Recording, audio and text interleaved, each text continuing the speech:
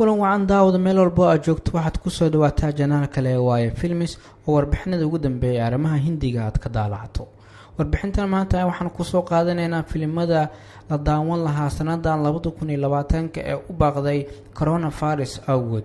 filimadaas oo dib u dhacay sidoo kalena aan ilaa hadda dib laga shaacin xilliga la daawan doono, waana khasaaro sanadkan Bollywoodka ku habsaday maadaama filimada lacagaha laga helay ay ku nool yihiin dadyo badan oo ay tiyaatarada ka shaqeeya filimada wax ka jira kuwa dharka qaabilsan, fashionka, xulusta dharka iyo kuwa kaleba.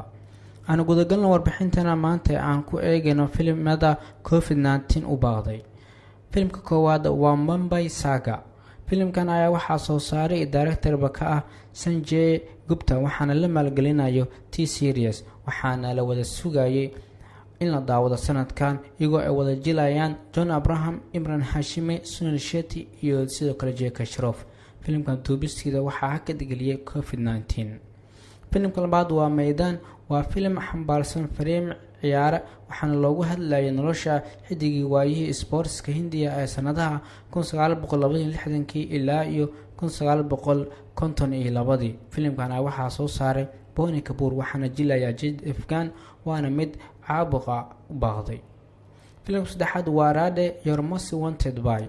waa filim Wanted qaybtiisa labaad oo uu director ka ahaa isla directorka filimkan ee Brad Udefa, waxaana jilayo Salman Khan, waana mid baaqday.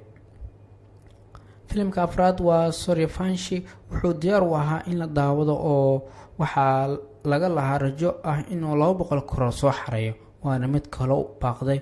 waana Rohit Shetty taxaniisa afraad ee Singam Returns iyo Simba. nambarka 5 waa Lakshmi Bomb. waa filim cabsi ishaatir ah oo laga soo minguuriyay koonfurta, waxaana jilaya Akshay Kumar, waxaana director ka ah Raghav Lawrence. filimka ugu dambeeya lixaadna waa Dil Bejara. waa mid uu jilay xidiga dhawaan geeriyooday ee Sushant Singh Rajput. filimkan ayaa waxaa kal hor loo bixiyay Kizi Or Mani, laakiin loo bedelay Dil Bejara. waana filmo kale oo asana ka mid ah sida u baaqday cudurka COVID-19 ee sanadkan adduunka oo dhan laga dareemay. waad ku mahadsantahay daawashada warbixinta. haddaad ka yeeshana la wadaag asxaabtaada.